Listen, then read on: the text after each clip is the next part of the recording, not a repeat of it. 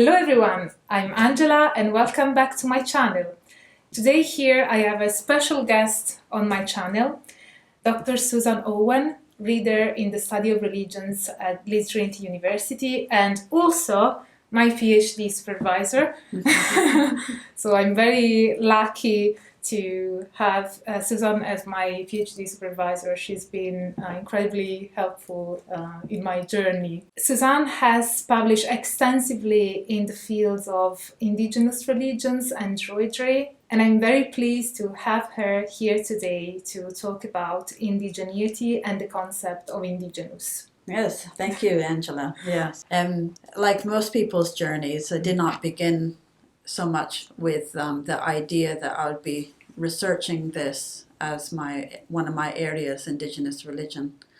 I was looking at appropriation of Native American spirituality, and when you do fieldwork, you come across certain ideas and concerns of the people that you are with, and one of the things that was going around was the concept of indigenous and whether the people I was researching considered themselves indigenous. And there was quite a lot of debate about it because they could see the positive aspects of it about how people could come together under that label and have political presence.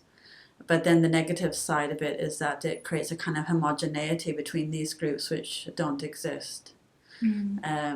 But I couldn't focus on it for my PhD because I had to get that done. And then following that, then I was able to explore these concepts more. Yeah. That's very fascinating. So my first question is, what do we mean by the term indigenous and what are the characteristics of being indigenous? It gained international usage through political concerns with people that have been colonized in parts of the world where they were under pressure or threat, often from internal sources, meaning the governments and the dominant cultures around them. And they were considered endangered and needing international recognition and support. And that is how it became popularized. So it definitely had an association with groups that were colonized. This, of course, narrowed the meaning of indigenous, because indigenous itself is quite a broad idea that something is native to a land or having their origins in a particular place or location. But it then gained a very specific meaning through this international usage. And thus that means that people who are originating from Europe and are native to a place in Europe were excluded from this meaning because they were not those that were being threatened. They were actually part of the people who were threatening and colonizing. So that is why this term is usually not used in Europe to describe Europeans, although some nationalist groups have picked up on this and have tried to use it, such as the British National Party at one time included it in their manifesto some years ago, and that they were the indigenous Britons. And this is quite problematic because it was a usage that was inappropriate, or considered inappropriate, and it actually diminishes then the real problems and sufferings among the people who have been identified as indigenous. And so the idea that Britons, white Britons, are under threat is offensive to consider that. This is in terms of indigenous people, but do you think there would be a difference between indigenous people and indigenous religion? Yes, I make this distinction because on the ground, when you're doing work with different groups, it is not so clear-cut about what is actually indigenous and what isn't. And many of these groups are also following things like Catholicism or another kind of we could call it transcultural religion for this purpose. And so like the Mi'kmaq people in Newfoundland and elsewhere in Canada, I think like over 90% identified as Catholic, yet they also attend what might be considered Indigenous events such as the powwow, and they're celebrating Indigenous culture or Mi'kmaq culture or pan-Indigenous, because it's not just this was one of the things I came across, was that at the powwow it is not Mi'kmaq dances and sort of practices that I saw. What I saw was common to a lot of powwows in North America among Native North Americans. And so one of the things that they were debating and were concerned about, because they were certainly aware that this was not Mi'kmaq per se. So what was Mi'kmaq? They were asking themselves, what is that? And so there's a lot of sort of self-reflection among Indigenous people about the term Indigenous and why they're using it. So they are using it in reference to themselves? Yes, actually rarely. It is only when it comes into the international context. But for themselves, they are Mi'kmaq.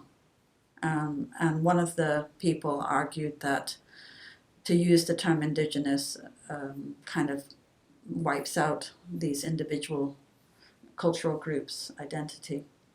And there's a danger in that. And there was also the danger with the I would call it pan-Native American practices like the powwow dances and sweat lodge ceremony and other kind of ceremonies that have been adopted by different groups in North America. There is a consciousness that these are not originally Mi'kmaq, although they may have had similar kinds of practices, like something like the sweat lodge existed there, but the model that they were using was derived from Plains Indians. So there's a lot of this sort of consciousness about it, but a lot of people weren't speaking about it. And so when I was writing about it, I was very worried about how this would be received. And one of them that I met at a conference, a Mi'kmaq person, said that I was writing what people think but don't say. But I seem to have survived it, and and people, some other sort of Native American individuals had contacted me to say that they had been observing this as well, and it's something that people are thinking about what does it mean, to be Indigenous in the local form rather than the international form. And one of the Mi'kmaq, the Misel Joe, the Sakama, which is the traditional chief, he said that it is not just a description, it's also an attitude. And I picked up on that in trying to distinguish between Indigenous religion and Indigenous people, that Indigenous people can be Catholic or can be some other tradition or religion. But what does it mean to follow Indigenous religion? And if Misel Joe said that it's also an attitude, and it's an approach, then that takes it away from the ethnic or cultural sort of definitions placed on people. So because I'm aware that Indigenous people are not necessarily following Indigenous religions, can it also follow that Indigenous religions are not necessarily followed by Indigenous people? So can a religion itself be considered as a separate category, Indigenous religion as a separate category? And because of this issue of Christianization and other kinds of religious traditions. And of course there's enculturation, which was another concept I had planned to tackle, but the subject was big enough as it was, so I never got around to enculturation, which is when a tradition such as a Christian group in Canada might adopt or include Indigenous practices from local Indigenous groups. And they do this, of course, in many contexts, and not just with Christians, but other religions would consciously either include or exclude local practices, depending on the, I guess, the nature of the group that's there, and whether they are borrowing or appropriating or excluding and demonizing. So what was your conclusion on what constitutes an indigenous religion? So following both Sarkama Missel Joe's idea that it's an attitude, but also with great help from the late Vine Deloria Jr. In his book God is Red, he actually referred to he called it Druidism, and he said that white Americans who want to become like Native Americans, because there's a lot of romanticism and appropriation, they should instead look to their own cultures, such as Druidism. And he implied that Druidry was the indigenous religion of Europe, in Britain. And these comments then became central to my argument that, okay, so we can regard something like Druidry or other European, I guess, pre-Christian or non-Christian groups, particularly those that originate within Europe, as indigenous, even though the people themselves politically cannot be regarded as indigenous people. Because they are not a minority who We're not a minority that's been colonized. By... Well, some people might go back to Roman colonization or Norman colonization, but we're not colonized. No. In that sense. There is not a minority living with the people who have inhabited. That's right. Yeah. Yeah. So there's been an inclusion. Yeah, we can't say that we are. I mean, there's some arguments that you might be able to make with Wales or Scotland or Ireland, but I'll leave that to other debates. But whether, an Anglophone culture is colonizing in some way, politically or otherwise, culturally. But leaving those things aside, we are not indigenous people in the political sense.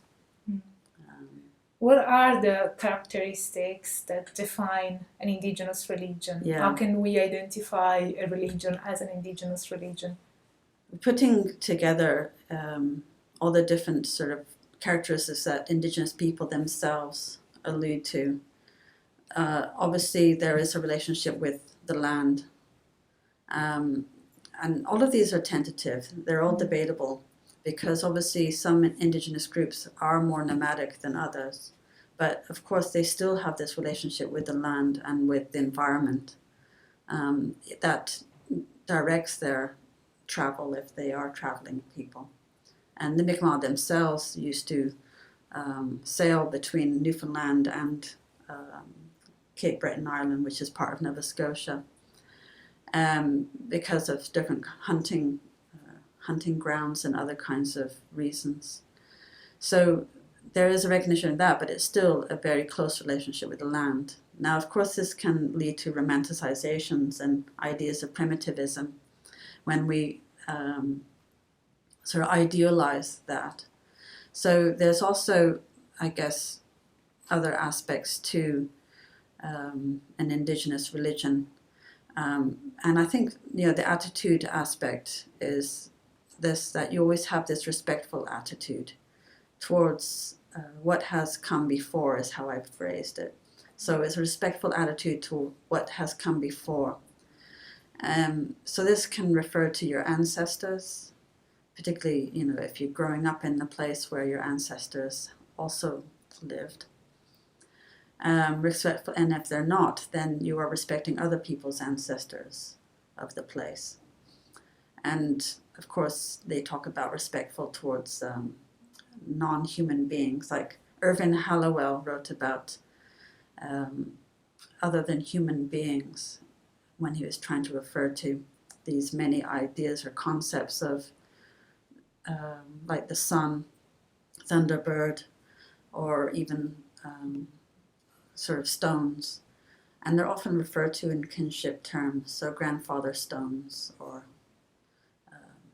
grandfather son, and all these kinds of sort of kinship relations. So it is a very personal relationship they develop with the other than human persons.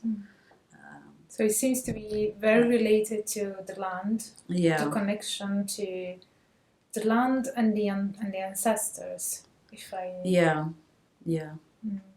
So it is like connecting a religion or a religious form that connects you to your roots, whether they be a place or...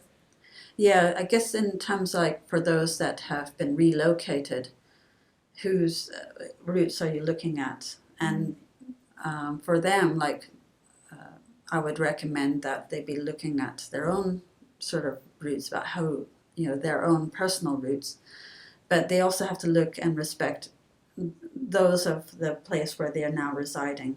So having moved to Yorkshire, which I'm not from Yorkshire, it is respectful then, I guess, for me, if I had this Indigenous attitude, is to get to know the land, get to know the people, and the sort of, there's different ways that people can do this, but the Otley Shevin is a significant hill between where we are now, at least Trinity University, and where I live. And Shevin comes from an old Brittonic word which means ridge, Chefin or Sephin. And slowly just to get to know all of these things and names of things and how people relate to them. Ilkley more, all the different kinds of legends and stories about giants and they abound. And when you get to know them, that creates a rootedness. And I think that is also a way to feel belonging, and belonging is a large part of this. It's developing a sense of belonging through this respectful relationship to belonging where to you the are. place, or belonging to the place. And you develop that by getting to know the place and the names of the places and how people relate to them. Can you practice an indigenous religions from a place you're not from? Yeah, this is how you do that. You need to establish these connections, as well as respecting your own ancestral and cultural origins as well. So I think with all people who have moved locations, this becomes quite complicated. But I think another key element to becoming conscious of being Indigenous or having that Indigenous attitude is disruption.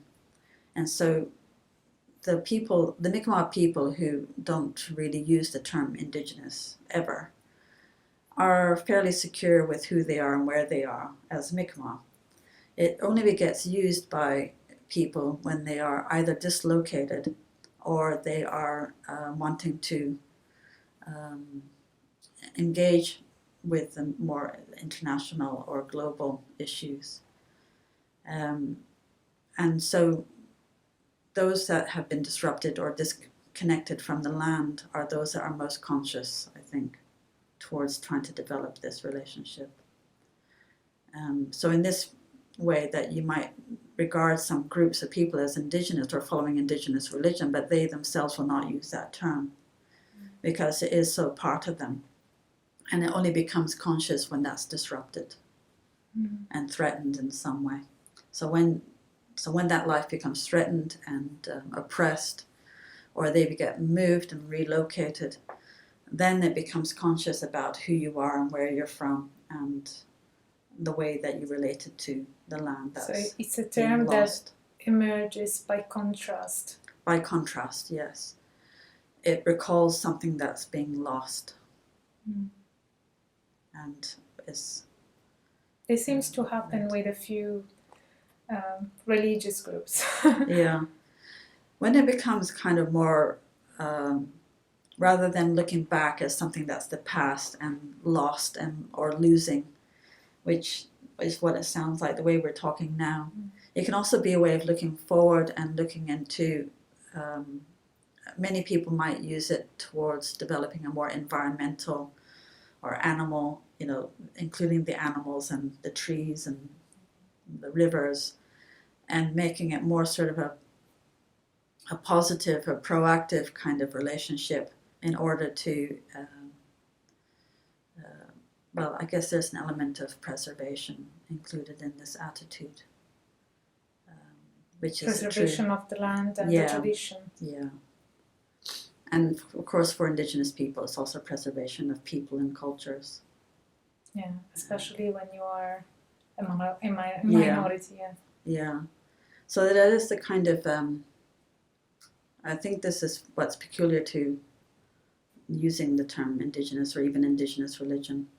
So it would seem Indigenous people, of course, are under threat and gone through many sufferings.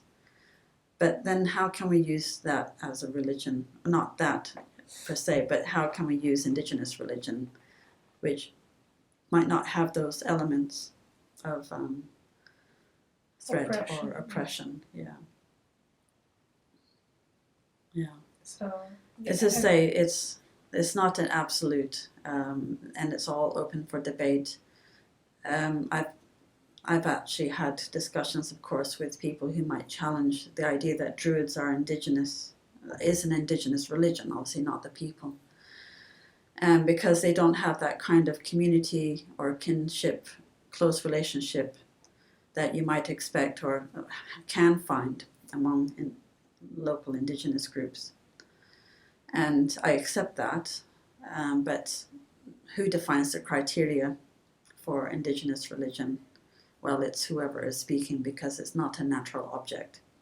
And this is true with all terms, even like the term religion. It is not a natural object, so it is something that is created through discourse. Mm-hmm. And likewise, Indigenous people and Indigenous religion is also created through discourse. A category, basically. Yeah. Overlays. Yeah, and people, there's international agreement about what Indigenous people is. But it doesn't mean that that is a natural category. It is still constructed for purposes, for certain purposes. And the purposes can be good purposes. They're not all bad purposes. So the good purposes are to really try to help people that are being threatened.